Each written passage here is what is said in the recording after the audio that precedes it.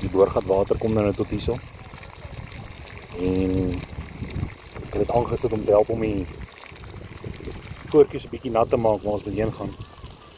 Maar die water loop nou al omtrent vir 'n kwessie van 5 minute. En na tot by daai boompie. Dan raak dit net weg. Die grond is baie dors.